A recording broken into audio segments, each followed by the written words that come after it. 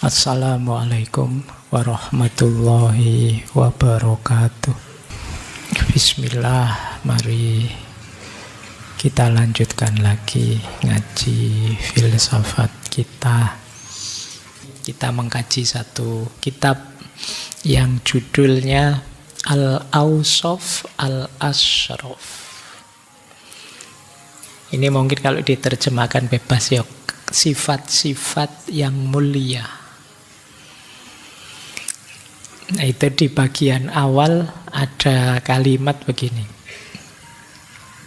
Tidak dapat dipungkiri ketika seseorang merenungi keadaan dirinya, dia akan menyadari kekurangannya serta kebutuhannya kepada sesuatu yang lain. Dalam kesadaran ini, kerinduan kepada kesempurnaan akan tumbuh dalam dirinya.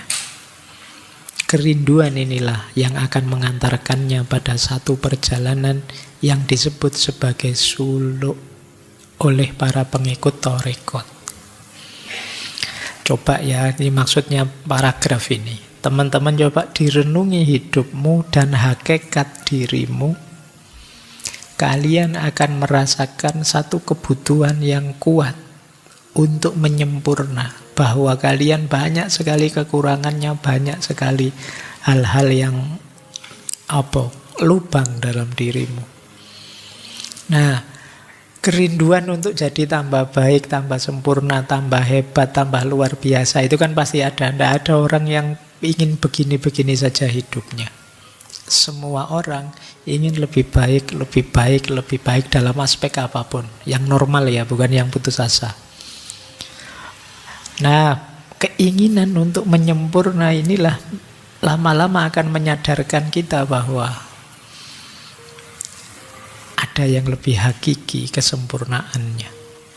Yang kesanalah saya harus menuju. Ya nanti bagi kita yang beriman pada akhirnya perjalanan kita adalah perjalanan menuju Tuhan.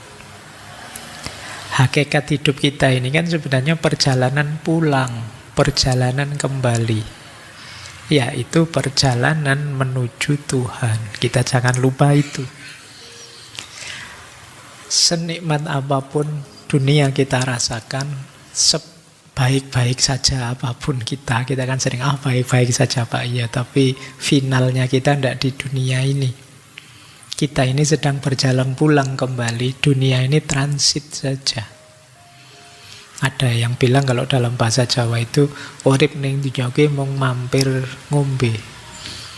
Jadi mampir minum saja sebentar. Kayak kalian kalau lari maraton itu kan pinggir-pinggir jalan banyak minuman itu. Kalian berhenti sebentar minum, tapi kan harus lari lagi. Jangan kok minumannya enak, minumannya nongkrong di situ, ndak jadi sampai finish kamu. Nah, cuma mampir sebentar. Maka ayo, bagi yang merenung akan sadar, ini bukan perjalanan yang hakiki.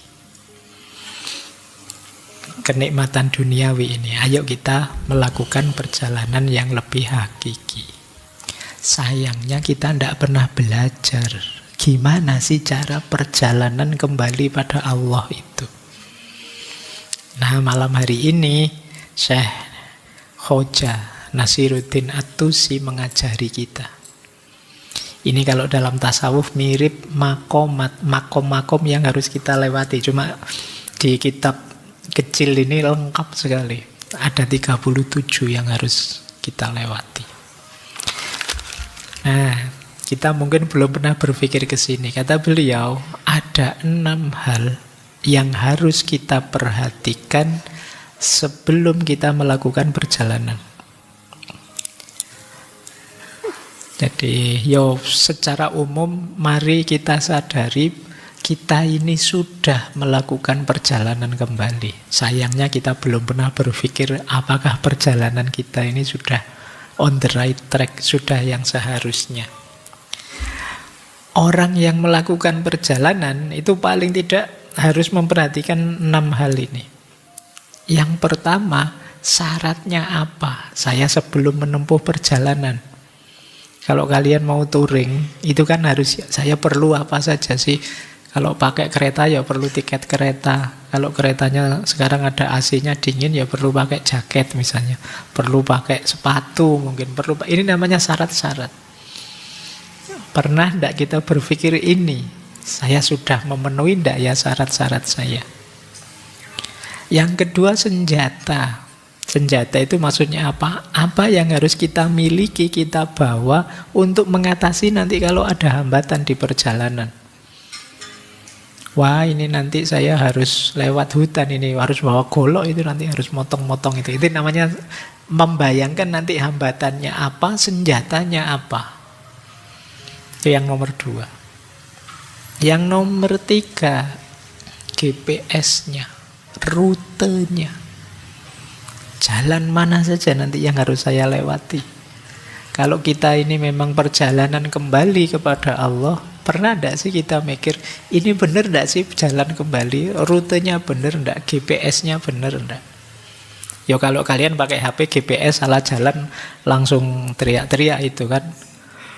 Saya tidak tahu di HP-mu laki-laki apa perempuan yang bilang. Saya khawatirnya, wah ini suaranya perempuan aurat, itu tidak boleh. Tidak begitu ya. Kan kalau kamu salah jalan, sesat, harusnya menuju Allah tapi tidak menuju Allah, itu kan tidak ada yang teriak-teriak. Anda salah jalan, putar balik, kan tidak ada begitu. Nah, tapi kita harus punya mekanisme untuk menyadari itu. Ya, kalau tidak kita tambah jauh dari Allah, padahal tujuannya menuju Allah. Terus yang keempat, apa saja yang kita capek sepanjang perjalanan, capai. Mungkin terminal-terminal apa saja sih yang nanti kita lewati, kita harus tahu. Ya kalau tidak kita tidak bisa ngukur kita sedang ada di mana, masih jauh atau sudah dekat. Yang kelima, bagaimana kondisi akhirnya. Kalau saya sudah sampai itu ada tanda-tanda apa. Dan yang terakhir, pada akhirnya yang dicapai apa? Buahnya apa dari perjalanan itu? Jadi ada 6 hal. Kalau hidup ini adalah perjalanan, kalau kita serius, pastinya sudah mikir 6 itu. Kalau belum ya berarti selama ini kita belum serius mikir perjalanan kita. Baik, kita mulai ya. Ini kita belajar satu-satu. Lihat yang awal saja, jangan ngeri. Sabot ini baru ini. Makanya tadi saya bilang ini disimpan nanti rekamannya untuk ngecek rute kita sudah benar apa belum. Tahap awal, suluk dan syaratnya. Ini bab kedua kalau di buku itu. Ada 6 yang harus kita miliki. Yang pertama iman. Yang kedua subut atau subat. Yang ketiga niyah. Yang keempat sidq. Yang kelima inabah. Yang keenam ikhlas. Kita jelaskan satu-satu nanti ini 6-6-nya ini ya. Yang pertama iman. Jangan lupa menariknya beliau di setiap makom nanti beliau mengawalinya dengan ayat. Ini jadi kayak tafsir tematik. Semua ayat yang berhubungan dengan suluk beliau masukkan. Nah itu yang saya kasih tanda di pojok kiri bawah itu ayatnya. Yang dijabarkan oleh beliau. Misalnya tentang iman ya beliau mengawali penjabaran dari surat Al-An'am ayat 82. Ayatnya apa kamu cek sendirilah. Kita masuk ke substansinya saja. Iman. Selama ini iman itu kita pahami ya percaya begitu saja. Cuma kata beliau tandanya iman itu ada 3. Tahu, kemudian menyatakannya dan mengamalkannya. Pengetahuan, pernyataan, dan amal. Ngaku beriman kok sekedar tahu dan percaya saja, belum menyatakan, belum mengamalkan, ya belum disebut beriman. Apa saja. Jadi keimanan itu terbukti di amal. Kayak kalian bilang, aku peduli padamu kok. Itu kan tidak bisa hanya perasaan dan pernyataan, harus kelihatan. Caramu berperilaku itu kelihatan. Oh iya, ya kamu peduli memang padaku. Bangun tidur WA, mau tidur WA, berarti memang peduli. Itu kan ada buktinya. Loh, kalau kamu beriman juga begitu. Kalau ngaku bahwa Allah itu Tuhan, pada Dia satu-satunya aku menyembah, aku meminta misalnya, itu kelihatan dalam hidupmu sehari-hari. Kalau masih mudah panik, masih tidak ridho dengan yang kejadian ini, kejadian itu, masih ngamuan, masih itu, kemungkinan masih belum terlalu percaya bahwa Allah itu ada. Apalagi kalian yang mudah putus asa, itu masih belum terlalu percaya bahwa Allah itu ada. Orang percaya itu ya sudah tidak goyang, sudah. Ada Allah, ngapain sih aku sepanik ini? Ada Allah, ngapain sih putus asa? Apa sih yang tidak mungkin bagi Allah? Nah, itu berarti iman kalian kuat.